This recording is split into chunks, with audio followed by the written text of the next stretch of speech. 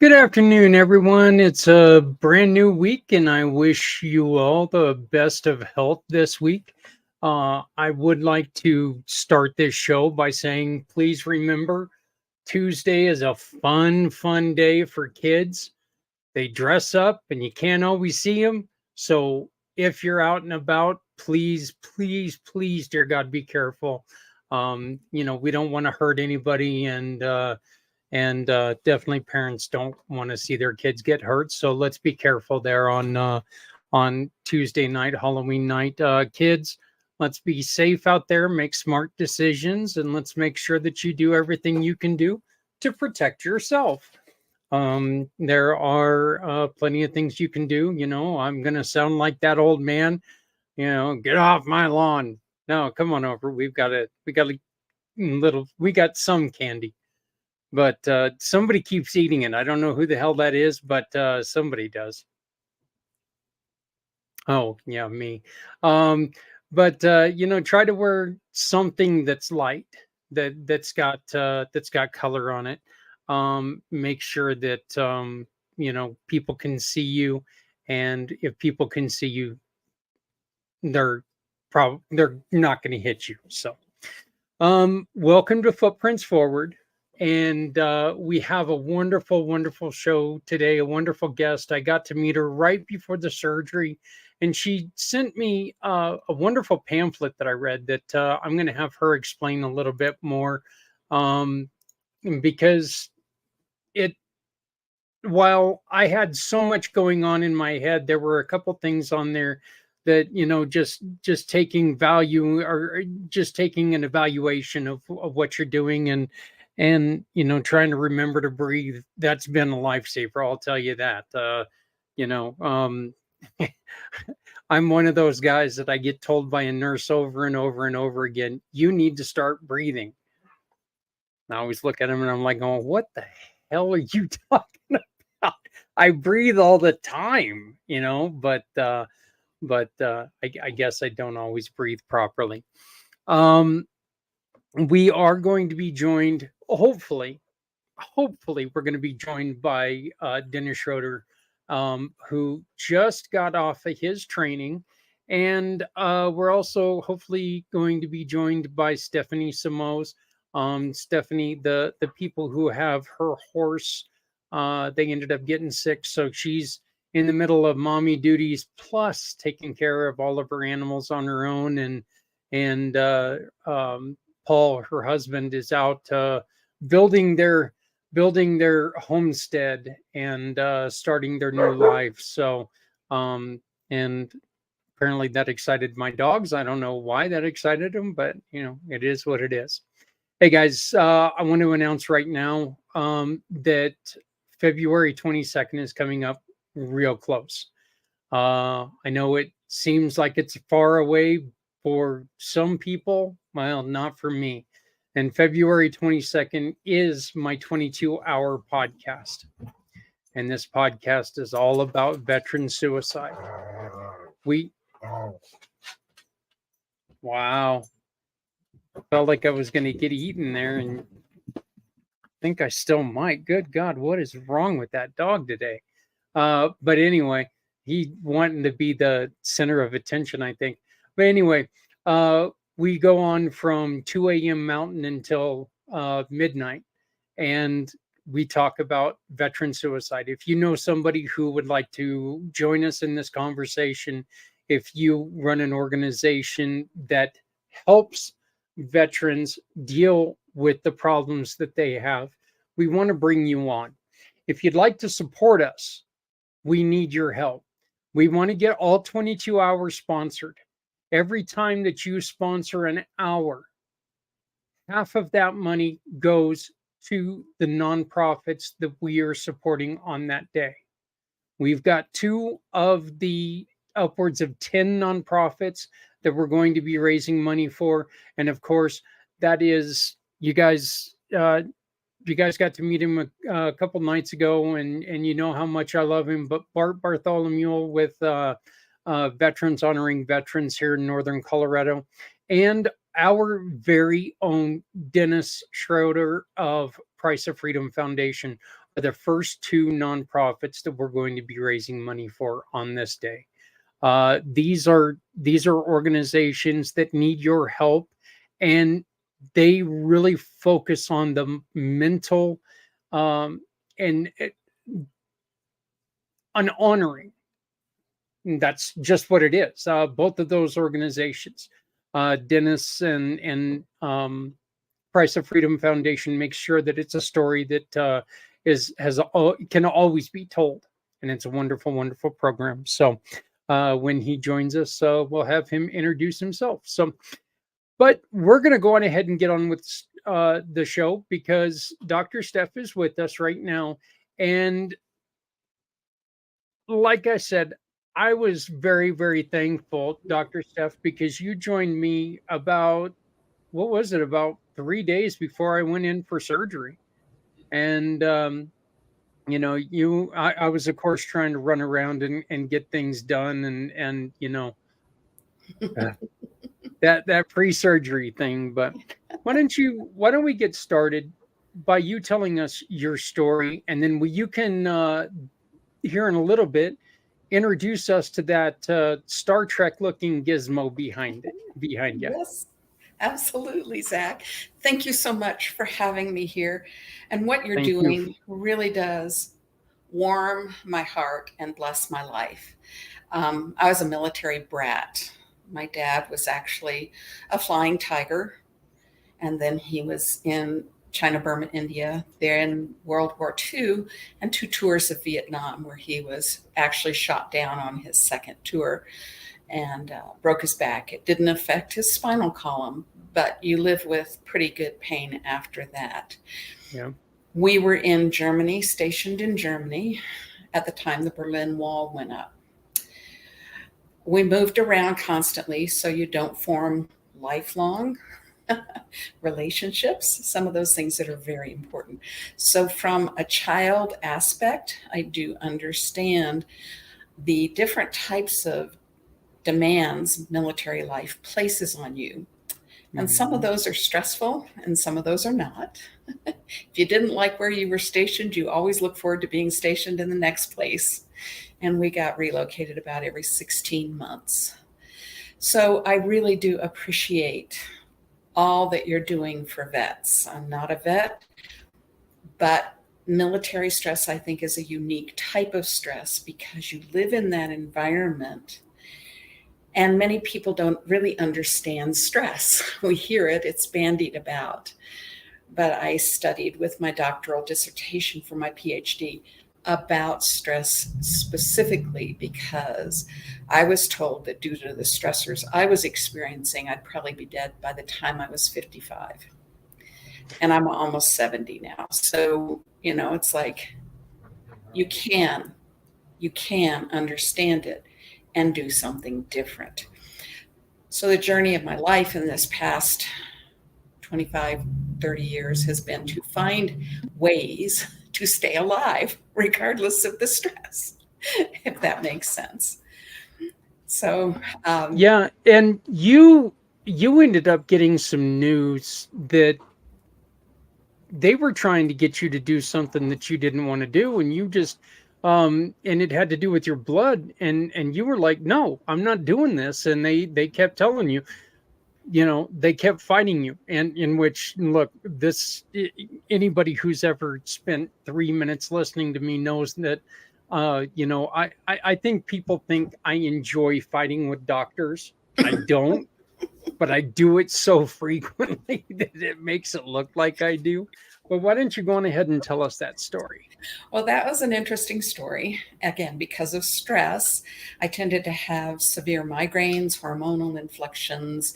I was allergic to everything in my environment, which was hypersensitivity and all kinds of stuff. So I happened to have huge, massive menstrual cycles.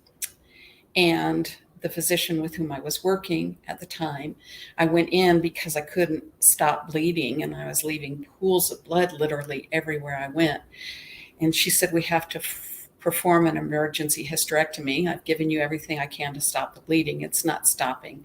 You're going to go into the hospital. And your blood count is so low that you will have to have a transfusion. Well, I know from my experience, this is not something I'm telling anybody else to believe, but from my experience, I understand that they will do this. And they say blood does not take on information from the body. It's a safe thing. But I didn't want a transfusion. I didn't want anybody else's blood in my system. And I knew that everything is energy. And energy follows intention, and everything is energy, and energy follows intention. So my intention was that I would have a surgery that would not require a transfusion. I would have minimal blood loss. I talked to her about what I wanted, minimal blood loss, a quick and easy surgery. And then I went in and told the same thing to the anesthesiologist. And she said, but I won't perform the operation if you don't give me permission to transfuse you. Mm-hmm. I said, I don't give you permission to transfuse me, but I do give you permission to perform the operation. So we had our horns locked, and eventually, because I was standing there bleeding, she allowed that she would do the operation. She did, and I did not have to have a transfusion. And she honored my request as her patient. But I was pretty emphatic. I think you are too, because we know our bodies best. And I had minimal blood loss. And she said, you know, you're going to increase your recovery time. I said, well, that's your belief. I'm going to do just fine. And I did. I really did. My son came to stay with me to help me out. And he looked at me at the second day and he goes, I'm out of here, Mom. See you later. And he went on because energy follows intention. And I had set some very, very, very clear intentions. And they happened. Yeah. You know, one of the things that you just said, I truly believe in, and we were talking to somebody about it the other day, somebody who deals with, you know, female problems when it comes to reproductive organs and the menstrual cycle and everything else, that you know your body. And every time a doctor tells you that, you know, well, we can't find anything, that doesn't mean that there's nothing wrong with you. It just means that, you know what, they don't know what they're Yes. looking for. They don't know how to find it yet. And that's the reason why you've got to stay persistent. And but you don't have to submit yourself to a doctor's whim. No. And I've You had doctors fire me and I've fired doctors and it's all okay because I'm still here and I'm laughing with you and I'm enjoying it. You will find the doctor or the physician or the healthcare that you need if you keep just asking yourself, what do I need? And then opening up and making calls or doing whatever. Someone will call you and say, I just found this fantastic doctor, or I just found this, and it will happen. Well, tell us about the little escape pod you have behind you. This is brand new for me. I just got it in August. I do a lot of energy therapies. I have a PhD in energy medicine and a doctorate of theology in spiritual counseling. So that's a THD, theology. And so I've done a lot of work and practice, and I'm a Reiki master and all kinds of wonderful things. I just love it. And I know that everything is energy and energy follows intention. You'll hear that throughout the conversation. And I was getting old enough that I didn't want to do Reiki sessions, and I hadn't done massage for 10 years. And I really wanted something to bring together everything I had learned about. So in my massage office, I used to have a music bed, and people could lay on the music bed and let the vibrations take them into la la land after their massage, because music actually changes the activity of your blood cells and your brain. Both my son's third grade teacher was the same, and he knew what was called the Mozart effect. And playing Mozart in a learning environment helps people learn better. So he would play Mozart when the boys were in his classroom. And so music, it'll change cellular activity. It'll change the way your brain works. It'll change so much. And the vibrations help make that gentle shift and transition. Also, you can see there's a white light up here. I can change this to 10 different colors.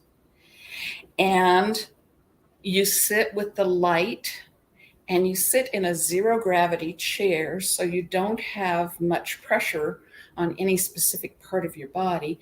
And under the chair is a subwoofer box. So you get the vibration, you get the lights, you get the music, and the music comes at you in a spiral. There's speakers on either end of this beautiful chamber, and the music comes in, and because of the orientation of the chamber, it just swirls around you. So it gets into every part of your body.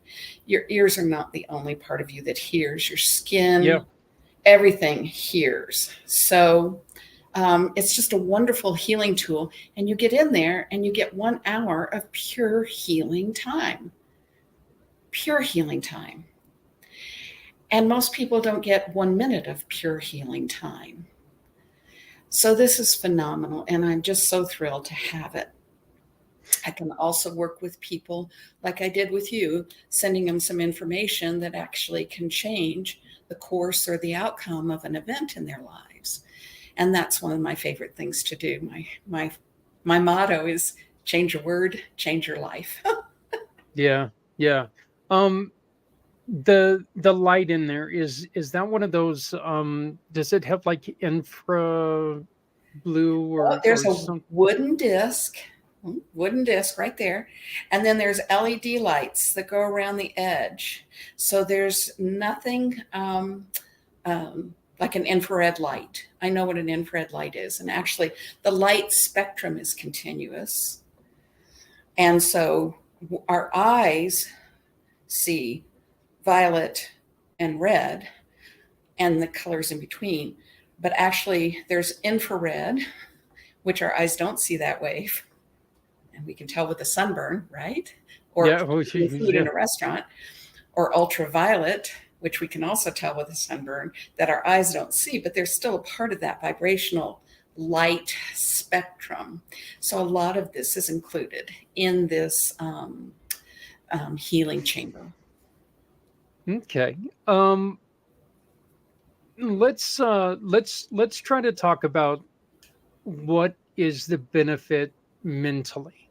Okay, because look, I know that with me, anytime that I go to somebody for any type of a healing massage or anything like that, obviously it's because the muscles are tight, and tight muscles, I'm going to tell you something, tight muscles have ruined 9 years, of my life, because I've been overprotective of things.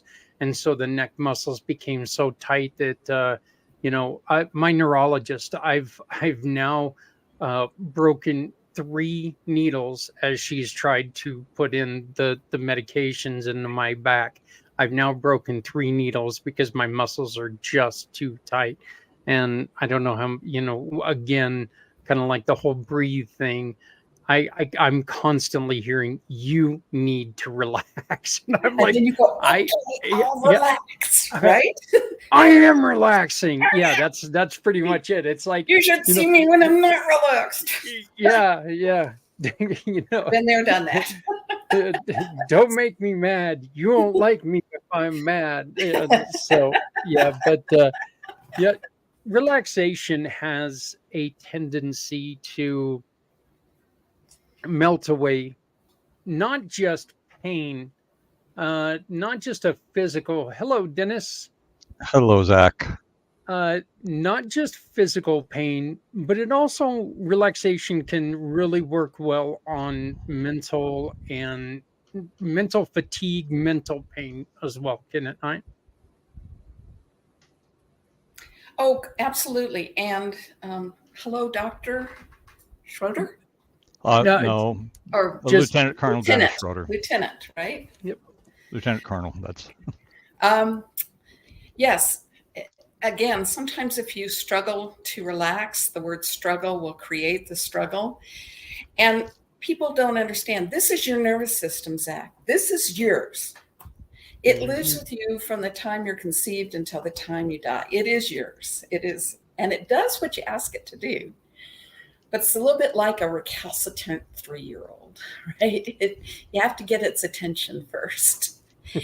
And I inform my clients about the sympathetic and the parasympathetic nervous system, how to operate within those realms easily throughout the day so that you get 12 hours of sympathetic, fight, flight, or freeze, parasympathetic, rest, digest, and heal.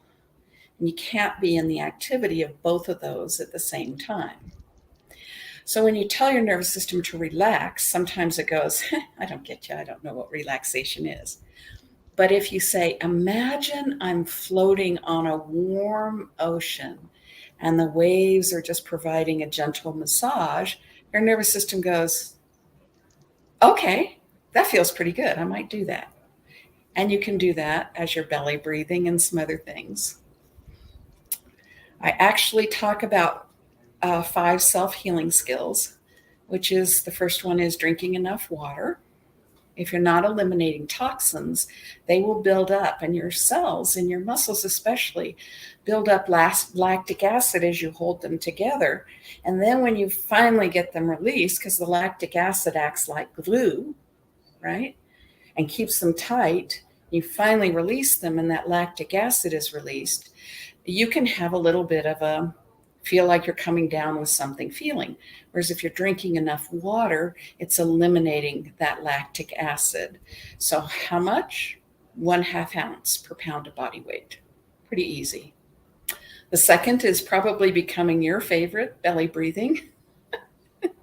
If you're using your shoulders to breathe, your shoulders are not the breathing muscles. You have this nice big diaphragm below your rib cage, and that's a nice big muscle. And anybody in the military will tell you, you want to expend the least amount of effort for the greatest reward, right?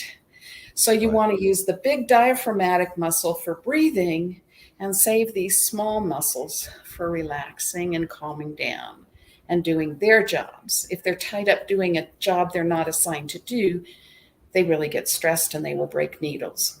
Okay. And they'll say, watch this. Watch Yeah. this. Break this needle. Okay.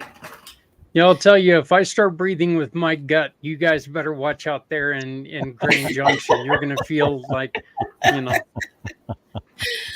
it's going to become a hell of a lot windier here in Colorado if I start using my gut to breathe. But the third is an awareness. Just become aware of what you're feeling, the mental thoughts. See, the feedback loop is hippocampus, hypothalamus, pituitary.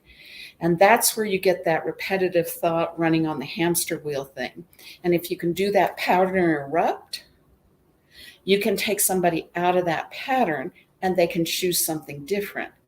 But in the sympathetic nervous system, thinking, mental, feeling, spiritual, whatever, they only have 3 choices: fight, flight, or freeze. So when you do a pattern interrupt and you bring in rest, digest, heal, breathe, drink water, the body starts going, oh, I like that recipe. That's a good one.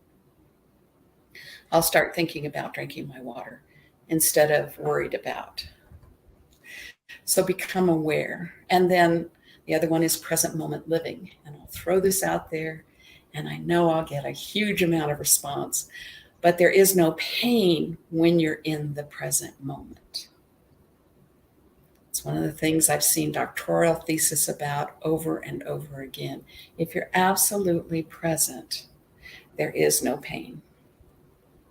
So getting present is one of the best self-healing skills you can do. What does that mean? Notice your runaway mind. Notice you might not be able to change that thinking right away, but get up and walk around, go get your water, come back and sit in a different place, and then think, can I relax now? I'll do a couple belly breaths. I'll set an intention that I'm relaxing, because your nervous system hears that and it does what you ask it to do.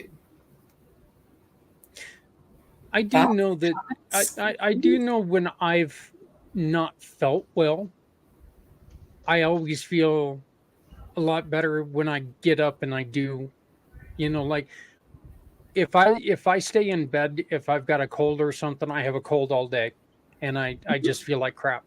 If I don't, if I just get up and I get to it, I may not feel great all day, but I don't feel as bad. So, Dennis, what about you? What was your thoughts on that statement?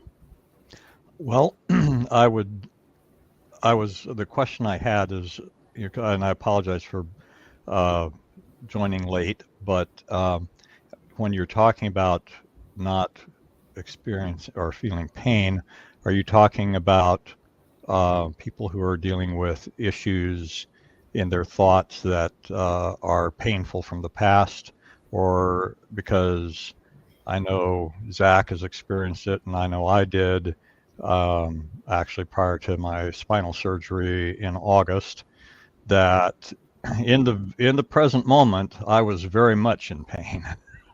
So Okay, thank you.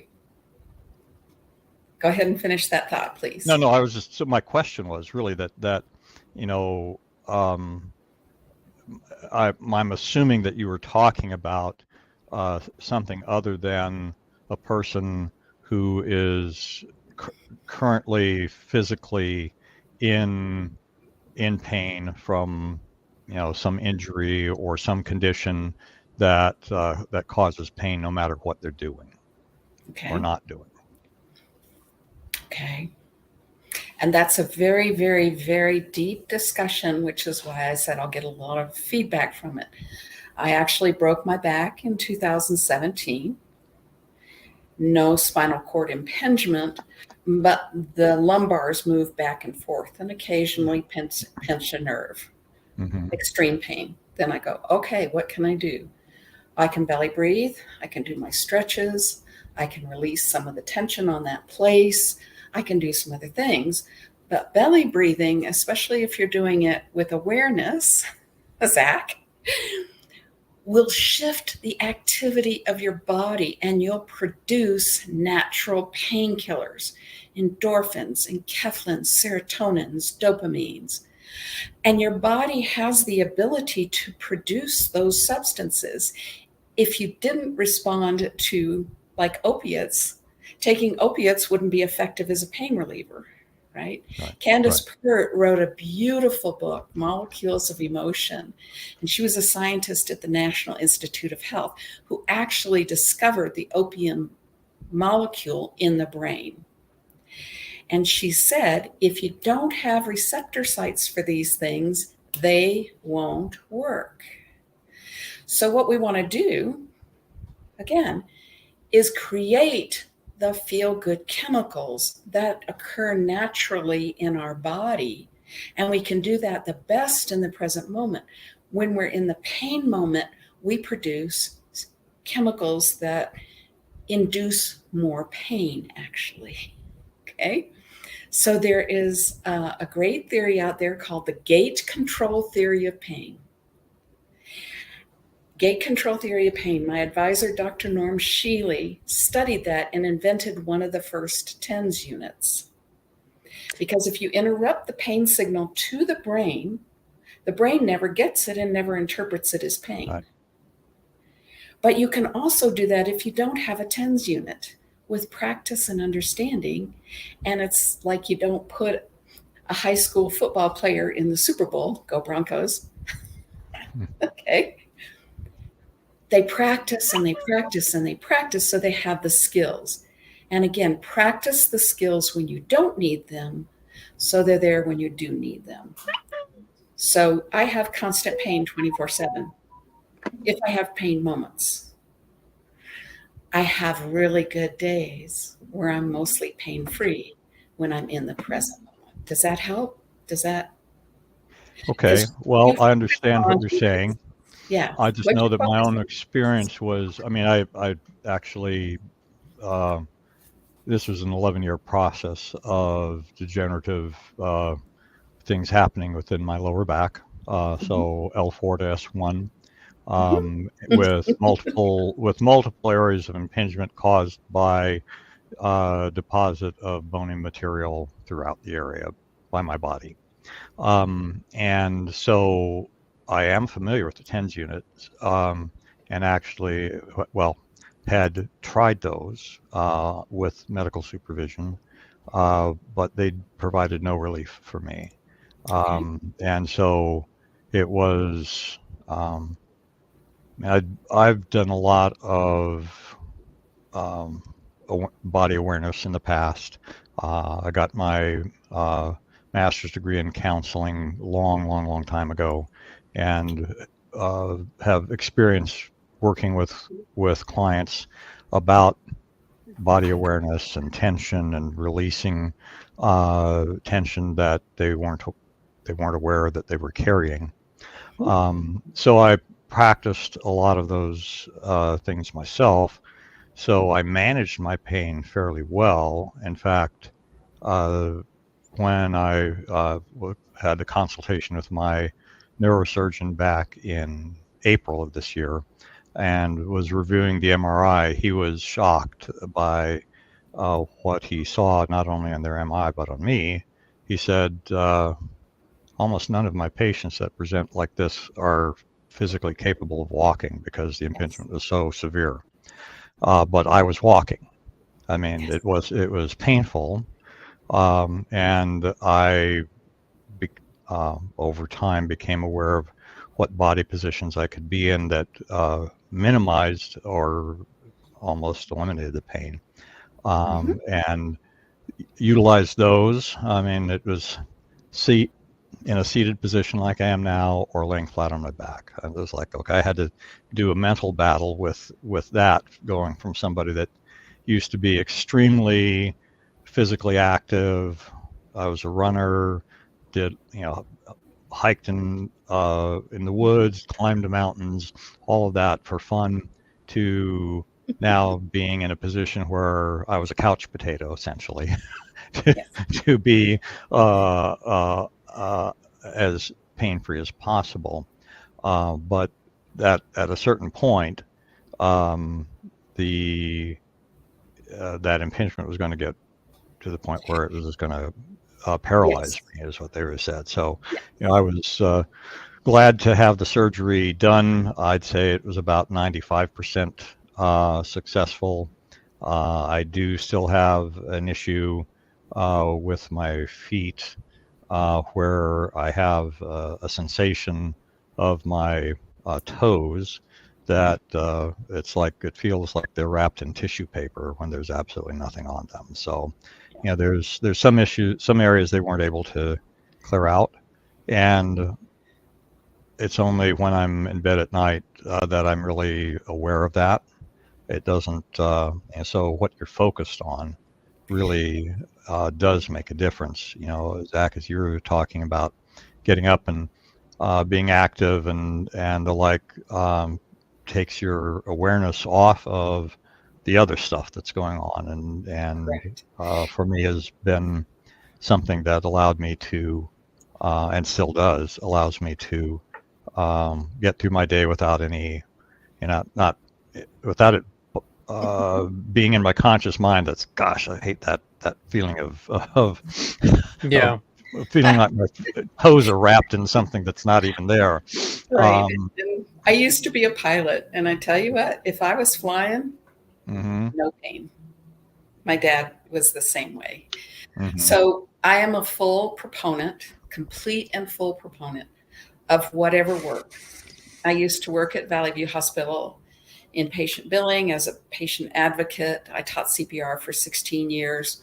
That's my conventional medicine. Mm-hmm. And I started my story off with an operation that I had. Okay. I'm not saying don't do it. I'm saying find what works and do more of that. Right. Oh, absolutely. And I mean, for me, my background is I spent a career in the U.S. Army. I was a medical service corps officer, medical administrator, been around, worked with, I was not a clinical administrator. I was a plans and operations guy most of the time. But I worked alongside a lot of clinicians.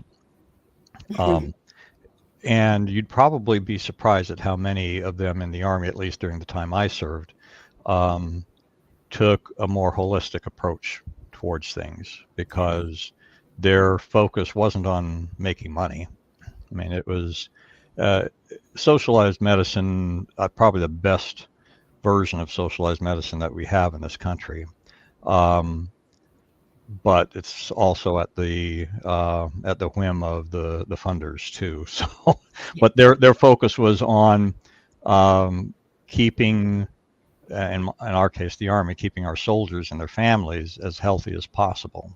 So there's a lot of emphasis on prevention, a lot of emphasis on things that you could do besides just medicating or cutting. And medication has its limits because you do build up the tolerance. But what's fascinating to me is, again, I worked at the hospital for 12 years, but that was years ago. And I'm doing Tai Chi 3 times a week. And there are at least 4 nurses that come into the Tai Chi class because the nursing career decimated their bodies. Right. And their mental capacities. And now they are rebuilding and they're doing different things like Tai Chi and Qigong and those really mindful movements and flows to get back into a healthier state with their bodies and their minds. And there isn't a difference. Okay, so we say mind body in the alternative world, and in the conventional medicine we say psychosomatic. Tomato. You know, this is one time where I wish Diamond was with us, because she mentioned last week on this show, of course, you know, there was a horrible picture that came with it because I was talking about me doing yoga, which is just something that nobody in their right mind needs to see. But you know, Diamond was talking about yoga, and when we had her on the show, even Wednesday night, she was talking about it's one of those things that can really get you from going, it's, oh God, I don't want to do this. This is going to be horrible. But you hold yourself accountable and you're like, wow, that helped. I'm loosened up. I don't feel as bad.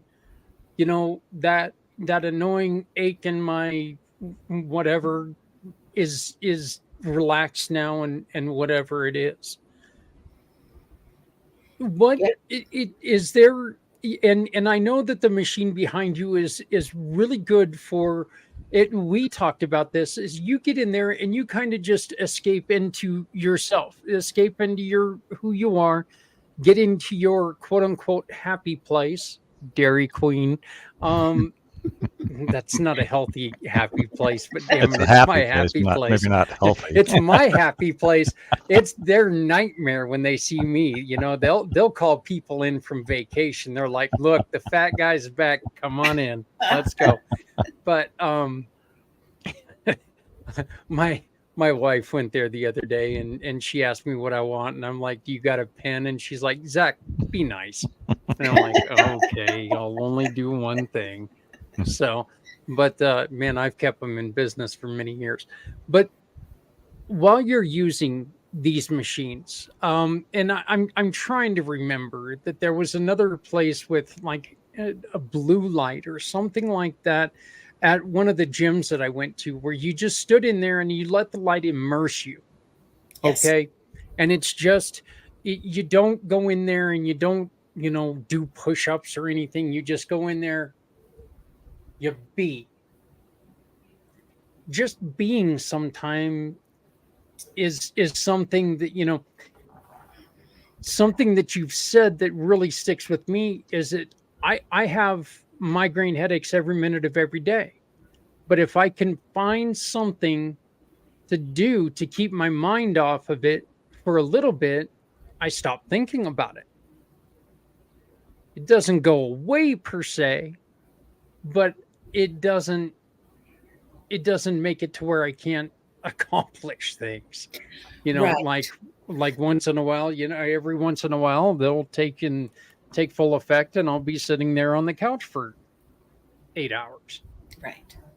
And I do understand the state of being of a migraine. It really does take over your whole mind body. But the nervous system is pretty lazy, and it establishes patterns. And that establishes then expectations, which brings up thoughts, and thoughts become things. So when I was dealing with migraines, or I had the migraine condition or whatever, I would say, oh my gosh, today's going to be a migraine day. And sure enough, Yep. it'd be a migraine day. Yep. Whereas I say today, and I've been migraine free since 1997, and I had one migraine that lasted for 5.5 months. So Zach, it sounds like yours has lasted longer, but it's a pattern. 9 years. Established pattern that the nervous system goes, I'm too lazy to change. He knows I'm going to be there. I'm his friend right now, whether you feel like that or not. And when you can pattern interrupt, it's amazing. It's absolutely, like you say, you find something to do that interrupts the pattern and the total focus on it. Okay, so that you can have a different experience. And then you can build on those different experiences. Part of what I do is new training for people. Let's get a new training in your nervous system. Yeah, I do. I love that because you can talk yourself into pain.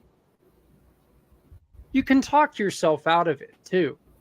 Mm-hmm. Or think, I guess talk your way out of it is a little misleading. You can act your way out of it, put action behind it, and you can get rid of it, right? Yes. Or you cannot focus on it and focus on something that you enjoy. And that produces those feel-good chemicals. And after a while you go, I want that. And the military especially, training, because your reactions, which sit here in the back of the brain that has no language, this is called the reptilian brainstem, your reactions have to be automatic. Walter Cronkite did a series on the Vietnam War called Rolling Thunder, and my dad happened to be featured in it. He was a very good-looking man, and they wanted to present the military, all of that.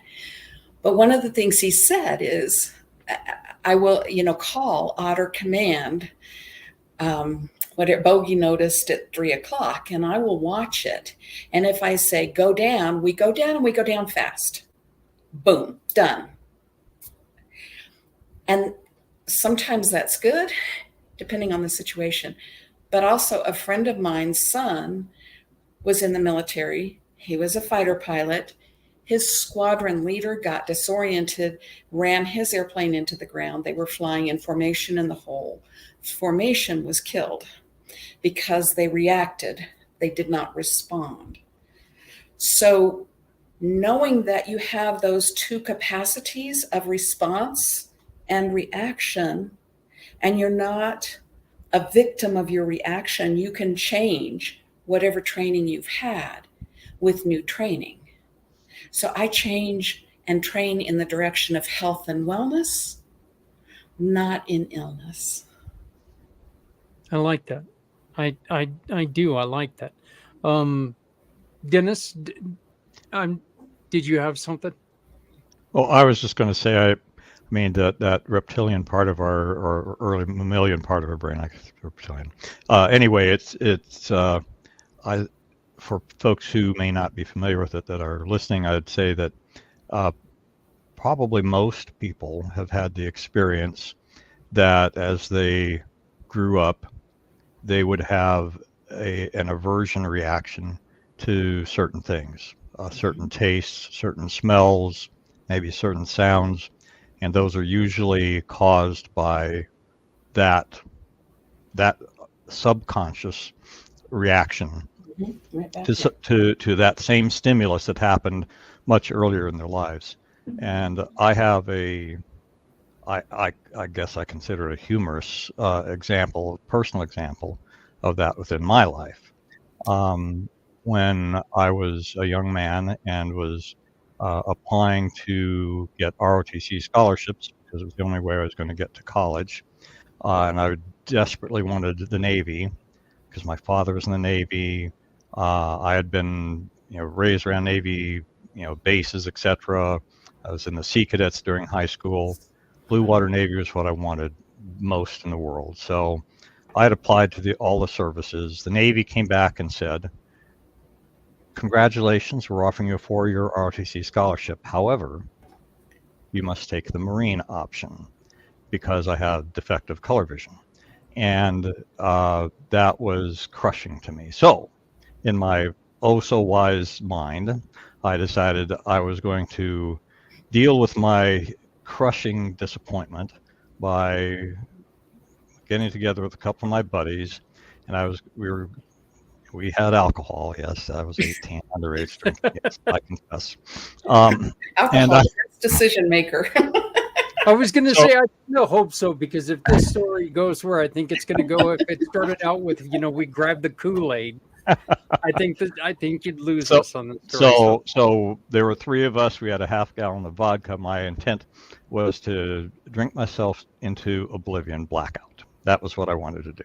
Mm-hmm. So the bottle of vodka was gone, empty, and I was not anywhere close to the state I intended to be in. One of the other friends had a small bottle of Scotch whiskey, and he mixed up 3 drinks of Scotch and water. I had exactly 1 sip of that Scotch and spent the rest of that night and most of the next day puking my guts out. From that moment until about 12 years ago, anything that was brown liquor, whiskey, Scotch, bourbon, whatever, the smell of it made me want to throw up. Yes. But there is an interesting thing happened when I retired in 2000. I was brought back into the Army in 2011. A bunch of the guys I was with, we were at Fort Knox, Kentucky. So a bunch of the guys I was with took their spouses, and we'd go on these tours of the bourbon distilleries, and at the end of the tour, they would give out samples. And so I was determined not to be the guy that was just, no. So the first couple of times, it's like, okay, I'm going to tough this out. And I took the small samples that they had out there, and I chugged it, and I fought back the urge to retch. And we'd do this maybe 1 weekend a month, and over about the 4th or 5th month, I didn't have that response anymore. And in fact, I started to like it. And now bourbon on the rocks is my favorite drink. So that part of the brain can be overcome, and you can actually reprogram it, I guess. Absolutely. It's called stimulus response, which you said, but it's also, people are familiar with the Pavlovian dog, where the dog salivated, the bell rang, but there was no food present. Those dogs can be reprogrammed. Mm-hmm. And they don't have the big mammalian brain that we have. They just, so we can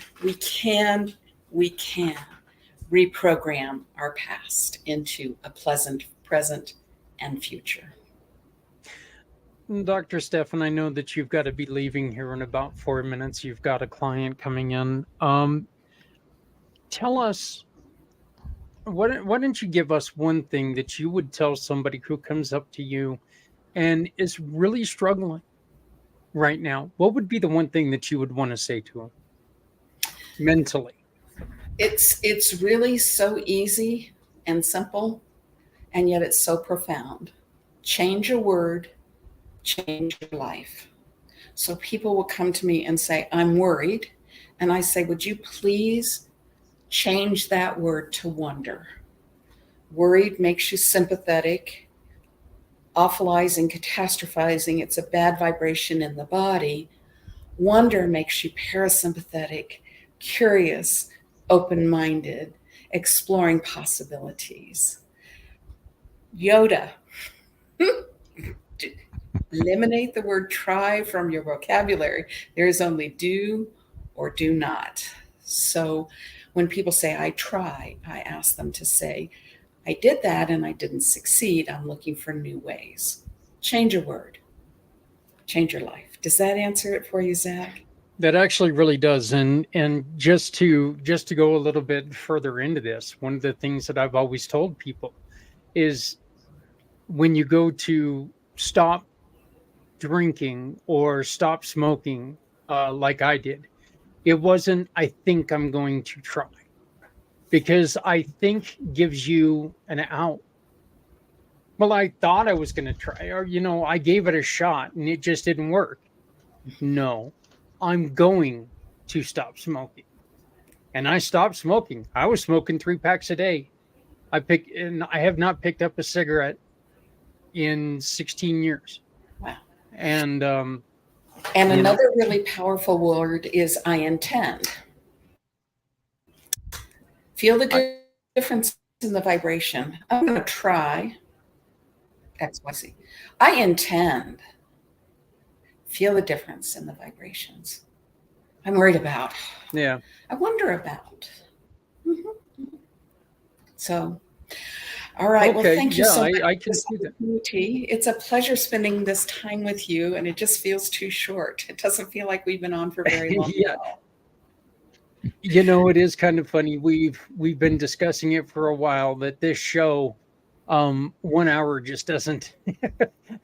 It doesn't matter if there's only 3 of us, or if there's the 7 of us on at one time. We can just never get through everything. But please come back and join us sometime soon. Okay. I'd love to. Just give me an invite and I'll show up. Sounds great. Well, this is very important to me. Again, my niece is actually at, she's been accepted as a Navy pilot.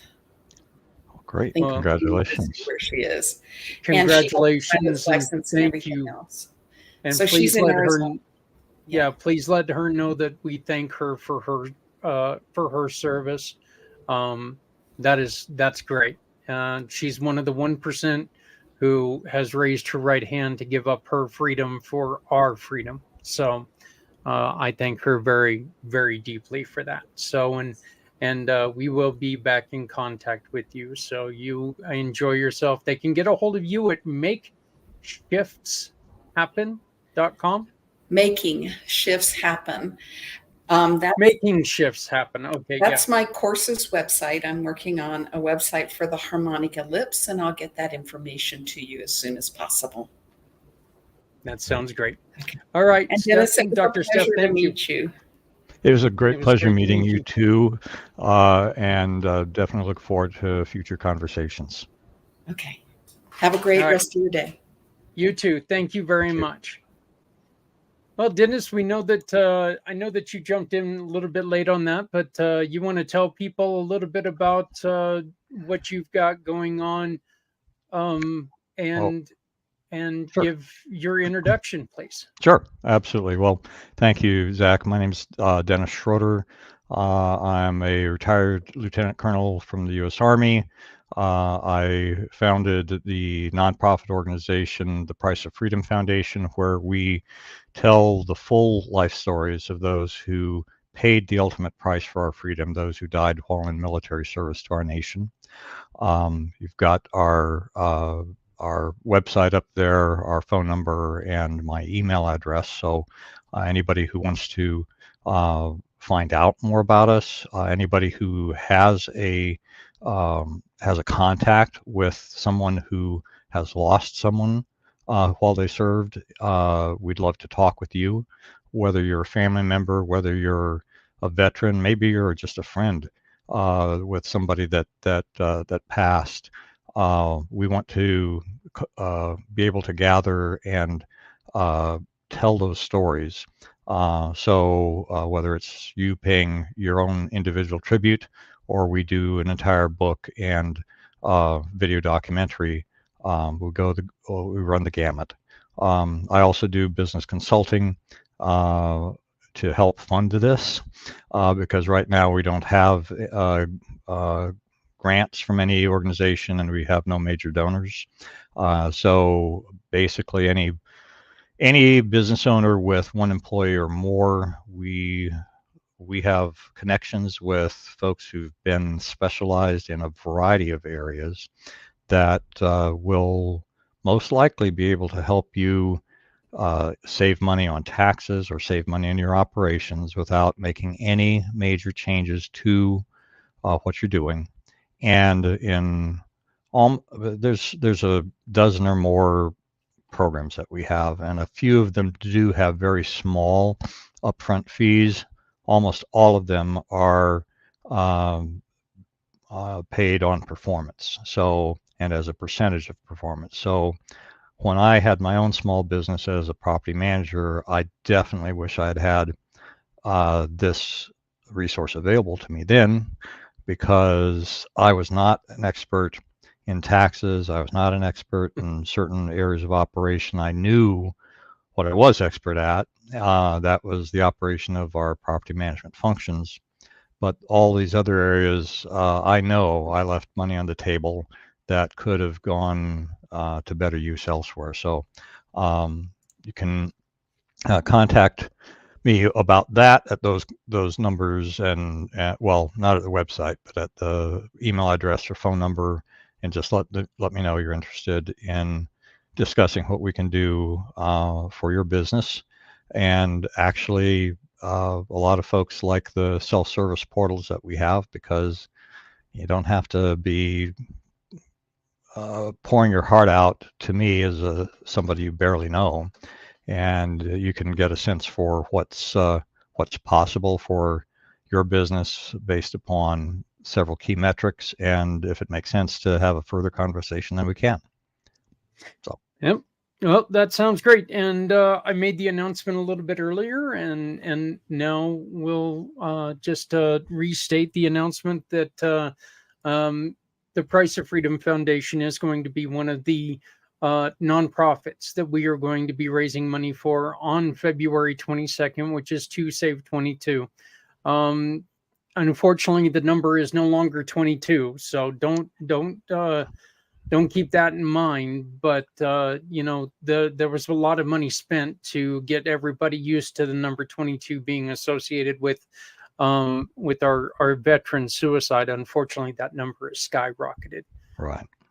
One of the things that you offer people, and we'll go on ahead and finish it off with this, is exactly what you said earlier, Dennis. You offer a story to be told.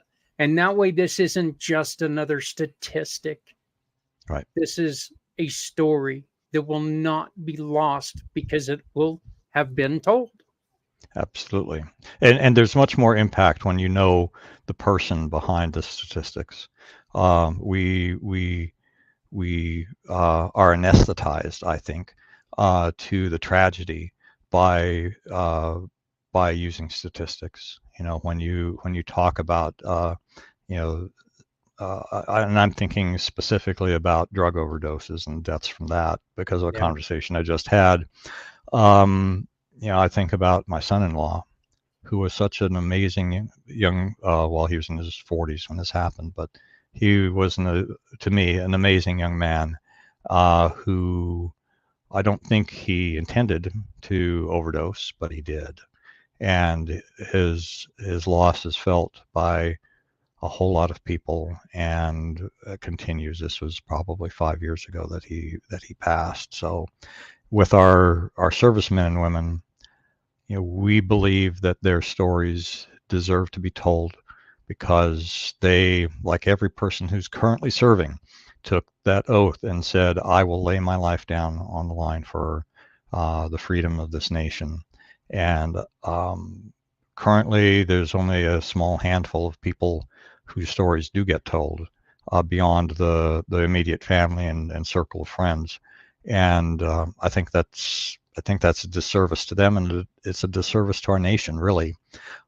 We have no political agenda in any of this other than to say, we want to recognize who these people were, the lives they lived, the impact that they made on people, and the loss that was suffered. Yeah. Well, I'm looking forward to this. And once again, if you want to help sponsor us, we invite you to please get a hold of us. We're looking for at least all 22 hours to be sponsored every time you make a purchase of a sponsorship. And well, we're ending the show, but he popped on just in time for the end of the show. So how's it going, Patrick? Oh, it said 5:50 on the thing. Well, I'm so sorry. Oh, it was probably Eastern time that it was. Yeah, Eastern Standard Time is I don't know. I'm sorry my about bad, that. my bad. But hey, I made it. Hey, you made it. Look at that. Right in time to give us who you are. Yeah, Patrick Miles of College Global. Just a guy who loves Jesus more than anything. And one of the things that I do is I'm launching a media company called Consuming Fire Media. One of the things that it's doing is it's a podcasting company. One of the many things it'll be doing, and one of the podcasts is the Pit Men's podcast. This is a podcast for men who just want to learn how to walk together in relationship, and also in relationship with God, and how to walk our lives out together. And it's a community that's growing, and it's been very, very impactful, not just in actually, I would say more in our lives than it has been in anything else. And we're just hoping that it affects other people. Really, what's been happening. Um, um, Next thing is I started it as the youth initiative. That's the overall scale, the global scale of what we're doing. But the local chapter that I'm doing in White House is called the Roots. The kids wanted to rename it the Roots, and that is where basically I just give them the information that they need to the information and tools to be able to grow, and be able to use those tools to be able to impact their communities and their lives, their visions right now at the age they're at. So this is a program for ages 16 through 20. And the idea is to catch them right before they go into the world and right when they're entering it, because that's usually the most vulnerable time of teenagers, especially when they don't know who they are. And the tools that we're giving them is for them to figure out who they are. And I have no apologies about it, but who they are in Christ, and the way that God's created them to be. And that's one of the things that the world tries to hide from them. And when you're informed of that, you start to become a very powerful individual. So just give them tools to actually know who's and who they are. I really appreciate that, because one of the things that I've always said, that I've always felt, Patrick, is I wish, I really do. I wish I knew a third of what I knew when I was 16 years old. I mean, I knew there, you couldn't tell me anything at 16. I knew it. I absolutely knew it. I wish I had a third of that knowledge from when I was 16 years old. Of course, now in hindsight, I didn't know a damn thing. Yeah. Probably still a little bit on that side, but I've at least experienced a lot more My kid is home, it looks like. So, um, but yeah, and you're working, you're taking your time with these kids. I think is the positive, the positive um nature of what you do is so important, because we are losing so many kids to that thought that nobody cares, and Yeah. that's just simply not true. It's you know right now I think there are so many people who are caught up in so many different things that at times it feels like, all of us probably feel like, well, nobody cares, but again, that's just simply not true. There's so much going on right now, you know and the old saying, look, adulting sucks. It really sucks right now, because we're so inundated with the bad news, the stresses of today, and everything going on. So I really appreciate everything that you do with those kids. Man, I appreciate that. You said something really important just now, actually. I just had a 2 hour conversation with a brother today about like that message that you're saying that maybe that people are receiving. And it's not just teenagers, it's people. I deal with a lot of different people, not just teenagers. And the thing that I constantly hear is that nobody cares. And the thing is that the message that people care is not being received by people. So maybe the way what we're communicating is by our actions and maybe the things that we're doing, even though we care, is that we don't. It's in quite the opposite. That's why I appreciate things like this show and stuff like that, because um, instead of just you can see through the conversations that we have with people by them sharing their stories, the care, not only for their stories, but the care that you have for the people viewing this to to get as much information to them as possible. And that's where people can receive that, okay, all right, these people are caring about this message, I'll listen more. And that's actually how you get people, you earn a person's heart by caring, right? And a lot of times we try to earn people's heart by telling them what to do. And that usually works the opposite. I know I'm a person that once you tell me what I gotta do, you know what I mean? Like I'm gonna pretty much do the exact opposite of that. Like I'm Yeah, like, I yeah, don't. yeah, my brain Yeah, I just don't. goes, I don't take well to. Yeah, I still don't take well to that either. That's just. I think that's and I really think that has to do with leaders. As leaders, we're not ones who like people telling us, especially telling us what to do, and that's why I try not to tell people what to do. I try to suggest certain things. And I think that's one of the main important, or one of the biggest importances of what we're trying to do here is we're trying to make sure that people understand, look, we're not telling you about one way.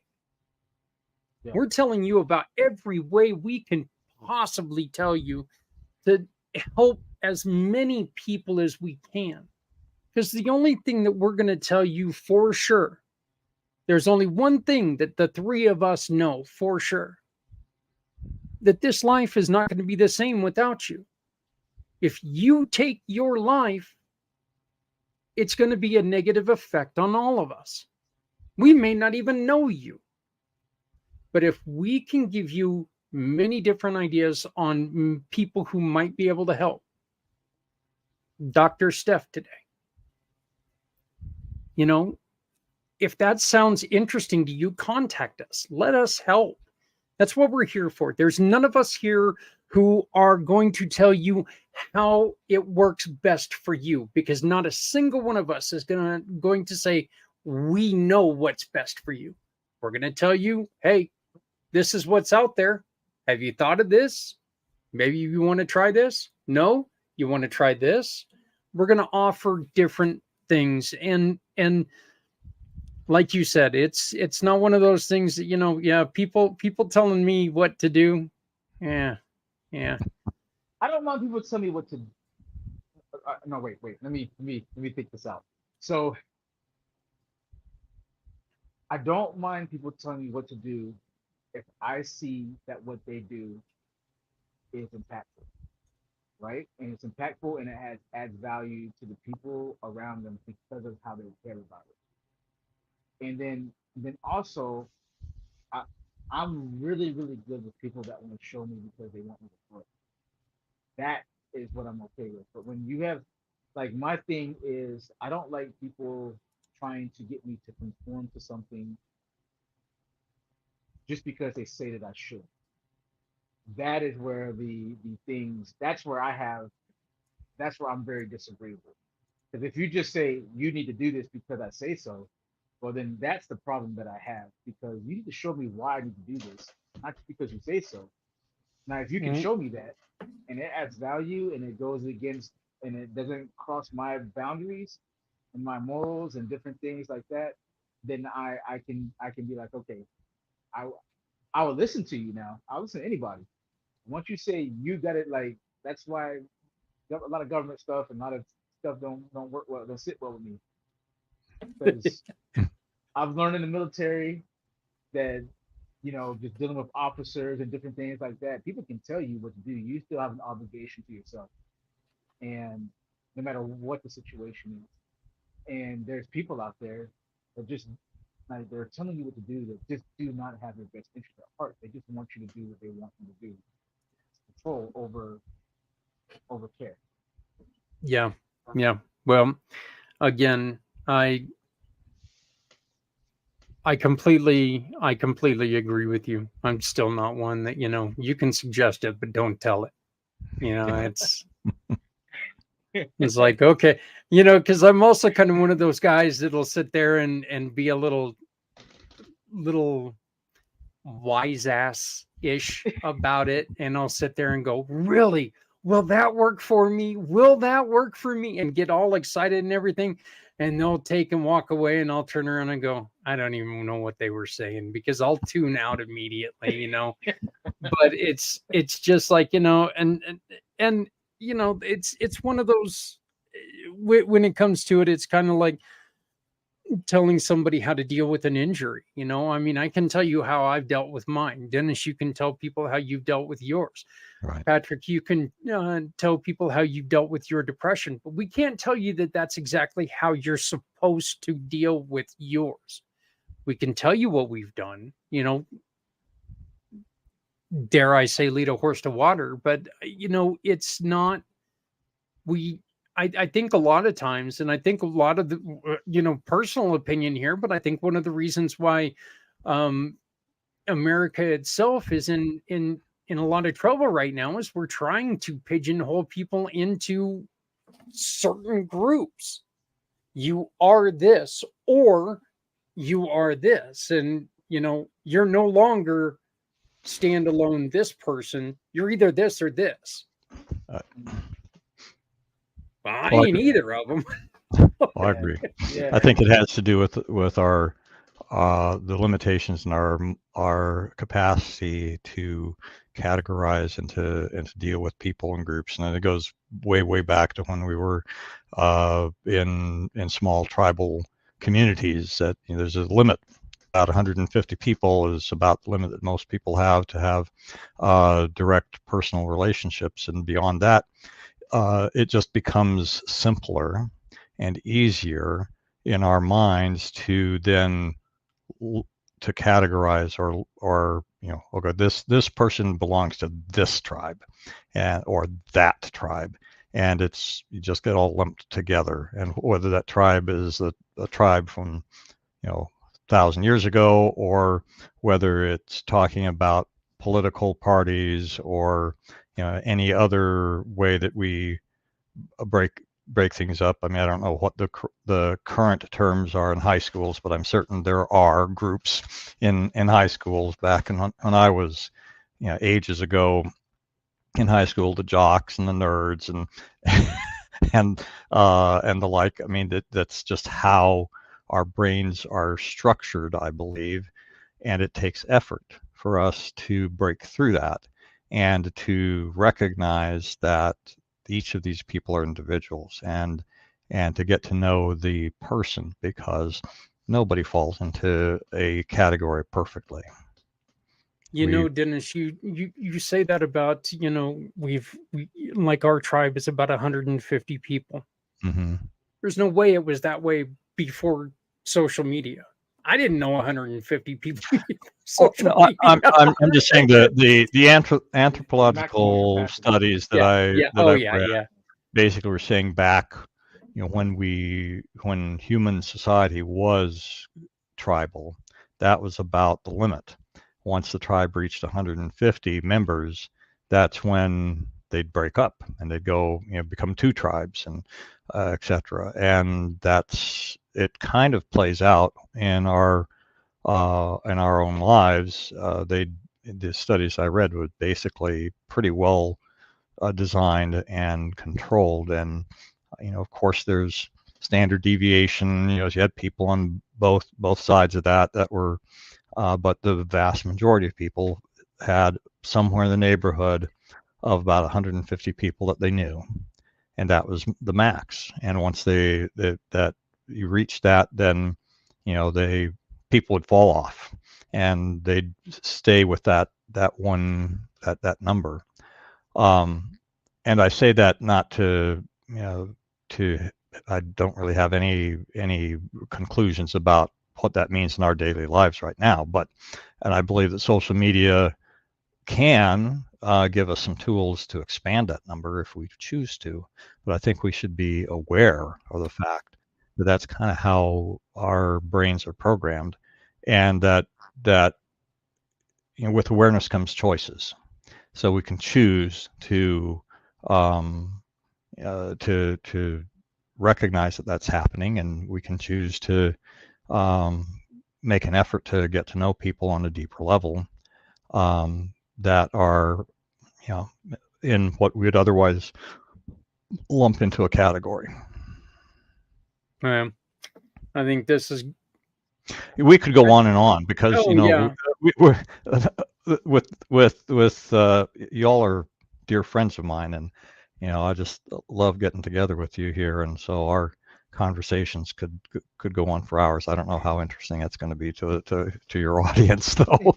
I think it's actually going to be really you know, intriguing to a lot of people, because I think a lot of people really do care about the philosophy and how to try to help other people. But there's a lot of people who are afraid anymore to do it, Right. because am I going to, you know, if I let this person know, I actually had this conversation with somebody the other day that this person, they deal with CBD, but they're afraid to let anybody know that they're directly involved in it, because they don't want their other business to suffer. You know, Right. CBD and I'm just going to say it, and this is coming from a guy who on the weekends, THC gummies and I were good friends, okay, because I get to sleep finally on the weekends. You know, I can't do it on weekdays because I wake up and I'm still sitting there going, but you know, I'll take me a THC gummy on Friday and Saturday night, and I'll get finally good sleep, which helps my headaches. But you know, there is absolutely nothing in CBD that's I there's just nothing in CBD. So for people to put it up there as, you know, like this is a gateway drug to, you know, meth, I'm sorry, but Well, I mean, I do understand his reluctance, because there's a lot of people who yeah. have. I mean, I will tell you that I myself uh, have some deeply personal reasons for having significant issues with anything associated with marijuana or any other drugs that we don't have time to get into here, and we can talk about another time. But there's lots of people out there, you know, for whatever reason, because they were raised this way, or because they're law and order kinds of people like I am, or you know, they had some kind of personal experience that was negative about it, are going to lump what your friend is doing with his business into that negative category. So I mean, I do understand it. I don't know that I don't want. I'm still dealing with my own issues with it. So I'll just leave it at that. I really do think, and I'm not going to say that this is. I'm not going to say that this is tied to it, but we just talked about son-in-law who, unfortunately, Yes. that's going to leave an impression Right. on towards anything. Well, alcohol. I will tell you briefly that my oldest daughter had 15 or more years of involvement in drugs, running away from home when she was young, prostituting herself, and being beaten and left for dead, not once, but 3 times, is the factor that makes this a very emotional thing for me. Yeah. And so it's that part of my mammalian brain, right? It's like my reaction is no, I don't have anything to do with it. Yeah. Because of that. Yeah. And there's nobody on earth who can tell you that you don't have a reason Right. to dislike. I mean, I'm not sitting here in judgment on anybody. I know probably most of the people that I know are people who have used it or are currently using it, and it's okay. It's just a topic that becomes uncomfortable for me when they bring it up. I certainly don't bring the topic up ever, but when the topic comes up, I know I have a reaction to it, and then I choose what I choose not. A lot of folks think I'm trying to be judgmental about them. It's not. I'm just trying to not have to deal with those memories and those thoughts again. There's a harsh reality behind your thought there. Mm-hmm. And if somebody can't understand that and somebody can't respect it, well, that's not your fault. Right. I mean, I'm saying not. I'm using that as an example, very personal example of why your friend most likely is very correct in being concerned about the judgments that people may have because of the business that he's in, and if it rolls over into other aspects of his life or the like, that he's most likely correct, though, and he's going to have to deal with that one way or another. Yeah. I think he's very wise not to do that, to be really honest, because we do have people from different backgrounds. It's something I went through before I came here. Actually, I had severe neuropathy and PTSD and a whole lot of mental stuff going on. And during that time, medication was killing me.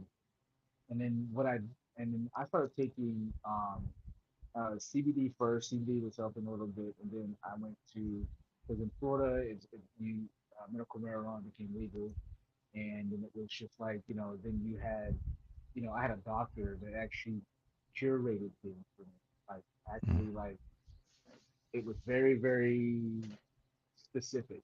If something didn't work or whatever, then he'd be like, because I'm like, hey, I don't want to be walking around stoned all day. I got all these ministries that I'm doing, different things like that. But I wanted a more natural alternative. The thing is, this is the caveat for me. Like, so I already had suffered from drug addiction earlier on in my life, and so like that was the thing. I mean, I had made a like kind of like a thing with God that I would never go back in that direction. But it had gotten so bad that it was like from my belly button down, like it was like I was on fire, glass going through my veins, and like that's in your lower regions and everything like that. That's unimaginable pain, man. Like on a daily basis, if you're not sleeping, not eating because all this stuff is happening to you, like, and you have mental issues going on at the same time, which is so much. I will say this, and this is kind of like my stance on those kind of things. I think your friend is very wise for not, because I think your business that you have to do between you you should keep to yourself. Because there are people that will use that information against you, especially if they want to take advantage of that. Those are those situations. For me personally, um, I think it matters the authority that you place yourself under, whether it's yourself, your religion, or different things like that. My authority, I give my authority to God personally. That's me. Yeah. That's my choice and my Hmm. decision. So I give my authority to God, and then I base what I do off of what that authority says that it's for me to do. And so and I put my full trust in that. And so what I saw happen in my life personally is when I went down that road, right? I don't believe that it was I don't believe it was like this wrong thing and this and all that other kind of stuff, because what I saw, I had this whole view of like it was just this evil thing. The thing is that everything is abused. Most people that do medical marijuana, I'll be really honest with you, it's for recreational purposes more than Oh, it is yeah. for actual medical issues. And but what I saw was I saw children and old people and all kind of stuff that were in this place that I would never have thought would actually need these things, and it helped them in a medical sense.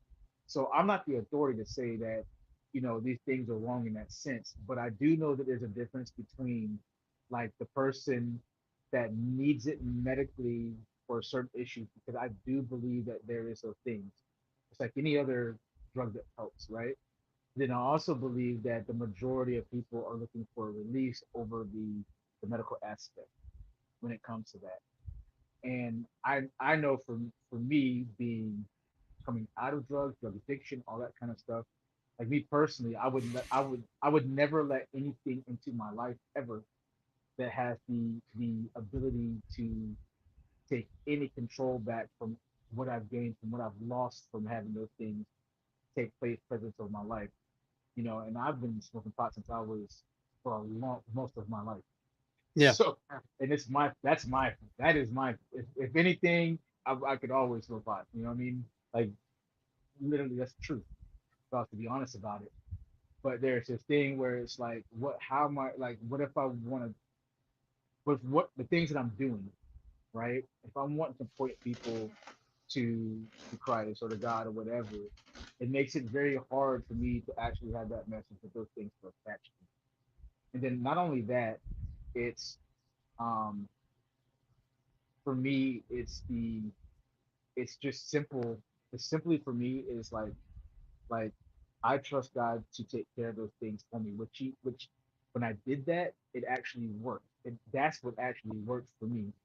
Like when I started to put my trust in God to be my healer for things, there were things that were the cause of my sleeplessness and different things that when I started addressing them, the way the Word of God was telling me to, um, where I started addressing those real issues and being like, all right, God, what am I supposed to do with these things that would keep me from sleeping? Um, then that's when the healing came. It was actual, real, practical, tangible things that I was more used to ignoring and looking for the quick solution than the hard work that was going to be needed to overcome it. When I started trusting God with the hard work, like the strength to get through the hard work that was needed for me to overcome the actual root issues of my issues, because I had diabetes. Well, I need to quit eating sugar and everything else, and, and cakes and Twinkies and ho-hos and whatnot. That's really what was the problem, and eating rice and all these things that I wasn't supposed to be eating. So what when I thought the medical marijuana was helping me was like it was suppressing my appetite. So I wasn't eating all these different things, right? And then I started to lose the weight. When I started to lose the weight, then the neuropathy started to go away.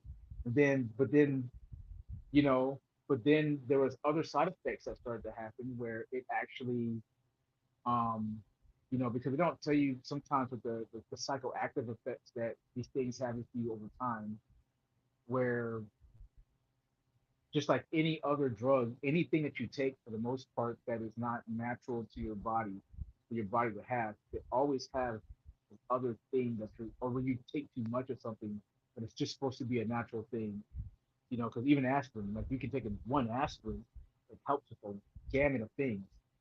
But if when you start taking, it says to take 200 milligrams, but then you start taking 800 milligrams, and if you've been in the military, we all know about the ibuprofen horse pill, the Hmm. cure all for everything.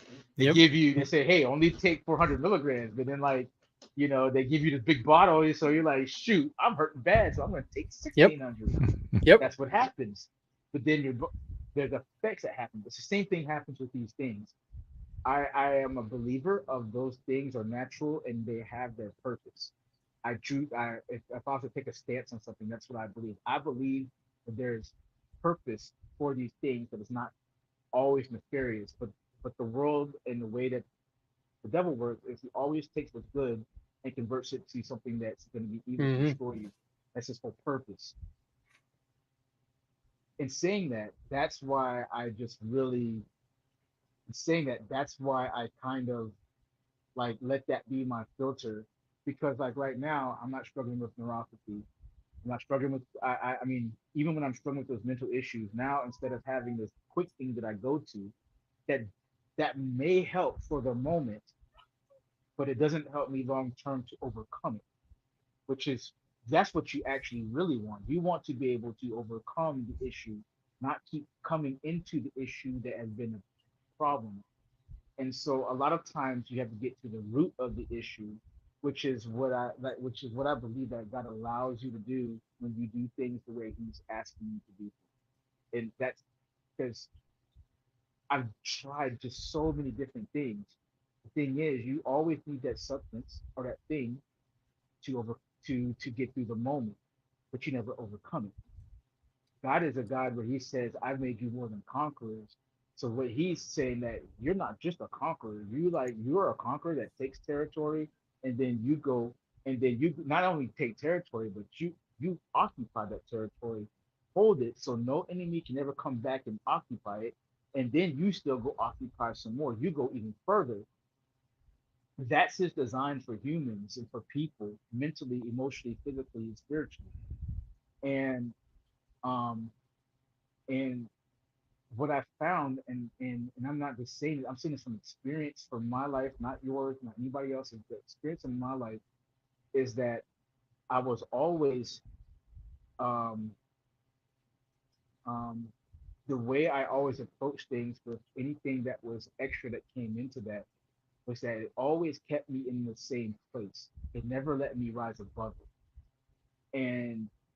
And I'm really cool with a God that's going to help me overcome and go beyond. And that's where I don't need anything but Him to do that. I don't need anything else but Him and His Word and His truth to do any of that. And what I've seen is a massive ability in my life to not overcome, but to crush through barriers, to like literally blaze through things that people say that I can't or never would, or things that I never thought that I could overcome. I never would have thought I could have overcame depression the way I did. But not only is depression something I'm overcoming, it's becoming a strength that one day I believe I'm gonna be on a TED talk one day talking about this stupid mess about depression and all that other kind of stuff. That's my goal and dream to be able to do that. But if I still had those other things attached to me, that would never be a thing that would be able to be on my radar because it would keep me in the same spot mentality. Because of this, because I'm able to go, okay, God, I don't want like you have to show me what's true here because I don't know. The truth is I don't know what's true.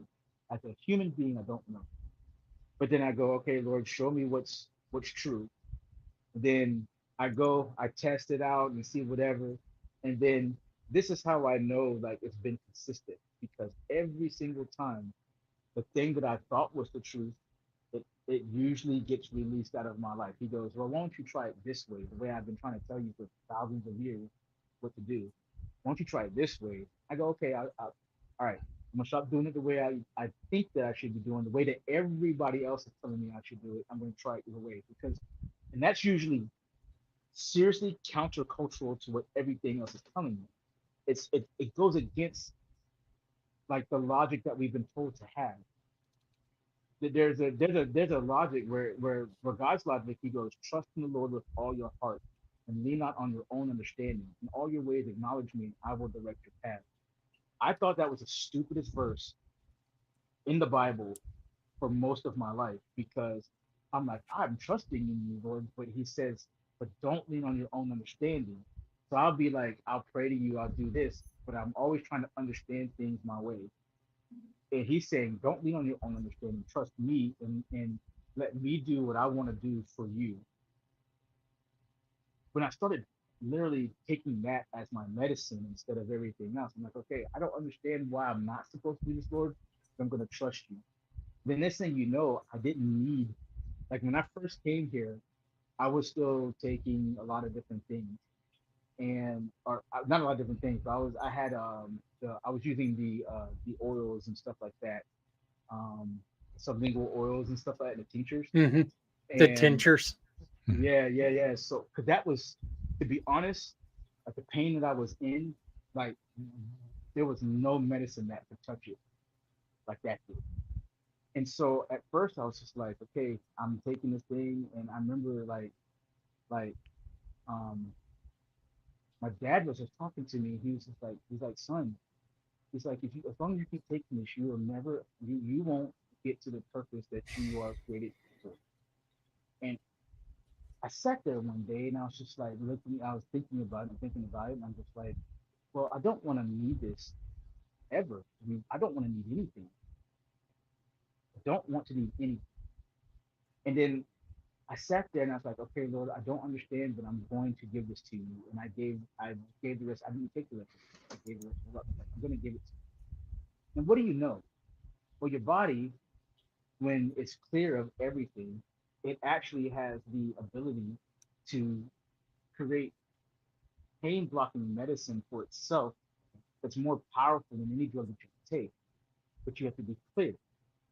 And so the next thing I know, I'm not feeling this pain like I used to, and my body actually becomes acclimated, and I'm starting to become clear mentally and emotionally. I'm getting off of the the the medication that they had on for my mental state that I was in at the time. And so like I'm clear, I'm not numb anymore. And then now I'm actually able to start addressing the things that were really wrong with my life, which was things that I didn't want to deal with. I was able to deal with now the trauma from a little boy, and really actually not see it in the way that I've been seeing it my whole life in this frame, but see it in this very clear state where I could be like, God, I can't actually overcome this. Can I give this to you? Can I really truly give this to you? And it says that I could, and you'll direct me from this point, right? It says I'm gonna trust you, so I'm gonna do. And I did that. When I did that, not only did he take it from me, but he actually healed it in a way where I was able to forgive the person that did those things, which was the real problem. I had so much hate that I didn't even know that I had. I had so much hate and so much anger and so much shame and so much all these different things that were attached that were actually the problem of why I couldn't sleep and why I couldn't eat and why my anger and my temper had gotten so out of control over the years is because there's one little thing that that if I had did it God way years ago would have been dealt with, and I could have overcame it and been in a completely different place now. But now he was able to take that. It's not an issue like the person that did that to me. I can honestly say I forgive them. I was the best in their life. Now, do I wish justice for that situation? Of course, but there's no hate or animosity, which actually completely frees me mentally and emotionally and spiritually in a way that I can't describe, which actually helps me sleep and think better and not judge other instances in my life through that lens. That lens is broken. And so it's this much bigger picture effect. And so there's a greater healing that has happened than actually taking this thing that temporarily was just masking symptoms, but not actually healing the root, the soul that needs to be healed. Most of the things that we deal with as human beings are soul issues. There's truly soul issues that are much deeper than just hurts or different things like that. Um, I'm not saying this for anybody, but I truly believe that the only one that can heal the soul is the person that created the soul. That's the only one that can heal it. That's our Yeah. source of it. That's our source of it. And and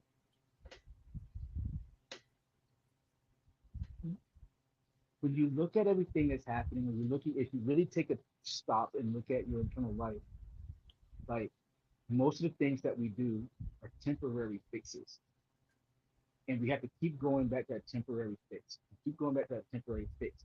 But there's no true overcoming and healing of that issue.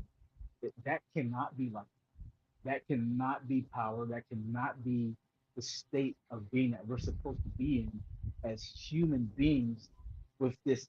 Like if you just take a look at just our bodies and how they're made and how everybody's so uniquely made, it is made with such efficiency and thought and care and beyond ingenuity that there's no way we're supposed to be living these basic lives and destinies and it's just not it's not just really think about what we are really how we're just created and the potential that lies in just that little bit of creation. If you just take a little bit of it, if you just take one cell and look at the intricacies of it, the magnitude of what that is able to do, just one cell, you're talking about you're made of all these different things. And they work independently of each other, but for the same purpose. That means you're created for such a greater purpose than you could ever imagine. There's more power that a human being has when it's connected to the source that actually governs it, the source that actually governs it. And when you're disconnected from that source, you can't find your purpose. You can't get the healing that you need. You can't, I'm not saying that there's other factors outside of that that might influence those things. Like there's just time and chance that happens to us all. It's in the Bible. Like sometimes you just get hit by a car. That's got nothing to do with God hating people or whatever. It's life, you know. But the actual true destiny of a human being, what a human being is capable of here, is completely shut down by all the outside things that disconnect. Because everything wants to disconnect you. If you notice, everything in your life, for the most part, says God does not exist. It tries to tell you this. Everything does. Why is that? It doesn't make sense. That everything is trying to tell you God exists, but the things in the world that are literally made by God screams He exists. But everything is trying to get your brain to shut that off. Why? But man, when you start, I'm telling you, when you die and you meet that thing that is God, you cannot deny the other things that your eyes are open. It's just open, man. And that's when you start to realize, like, man, this. Yep. It's the original. As you're talking about that, I'm thinking about folks that are wrapped up in conspiracy theories. Well, it's the original conspiracy against God. Yeah. Yeah. So right. and I just wanted to say, Patrick, I mean, my observation here that if you are able to review this from the beginning, I just think you're going to be amazed at how what you shared ties in with what was what the guest was talking about. Dr. Stephanie.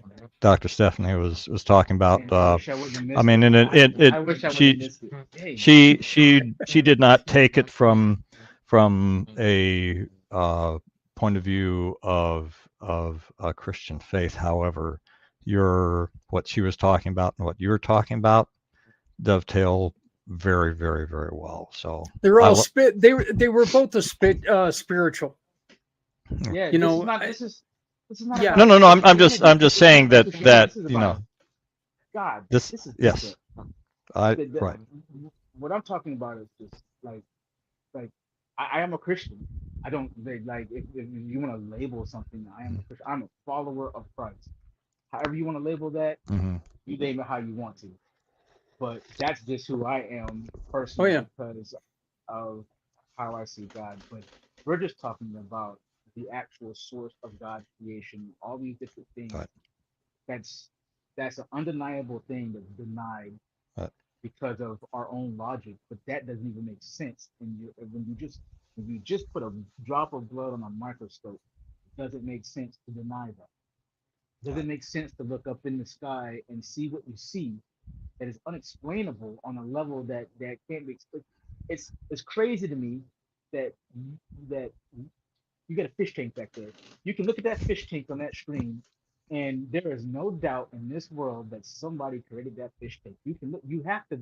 There's no possibility that you can look at that fish tank and be like, man, there was just a cataclysmic, just events of things that just happened together, and boom, fish tank. I turned around and damn, it was right there there. it was. So- That doesn't make sense. But this is what the world tries to tell you, man. That doesn't even make sense, brother. Yeah. I'm not trying to blow up on nobody's stuff, man, but I'm just saying it don't make sense. So like, there has to be a source for that we are supposed to be connected to. That the reason why the world is the way it is, so lost in confusion, so lost in its understanding of itself, so lost in every, we all know it's darkness. We all feel the darkness getting darker. We know it. It's literally because the source is being disconnected in our hearts and our minds. That's why we can't feel the way we're supposed to. That's why we can't that all these mental issues that we are dealing with in the world right now is disconnection. It's disconnection from the original source that can heal those things. Reason why we're going through just, if you've been through depression, you know it's not just a mental thing. It's a spiritual thing, brother. There's I think disconnection is probably the best word for that. You know, whenever you're down and you're out, you know you're disconnected from something. And you know, I mean, I love your passion. I love everything about it. And I hate to say it, guys, but we are way over time here. Way over time. We're almost twice what we should be. So, yeah, we've run another show we're about to run almost over 2 hours, which is you know, it's truly okay. But you know, I do want to thank you both for jumping on, and you know, look, I love you both, and we're gonna continue this. You know, we're gonna keep this going. But we're gonna have to say goodbye for this week. Yep. So for Patrick, for Dennis, for the rest of the family who was unable to make it today, my name is Zach Clayton of CommunityPayItForward.us. Please join us and see how you can help people. Hey, everybody, look, please love somebody out there because somebody out here loves you. Remember, no one has to go it alone when we all come together. Join us again next week as we continue our mission on helping people through depression and suicide. Thank you.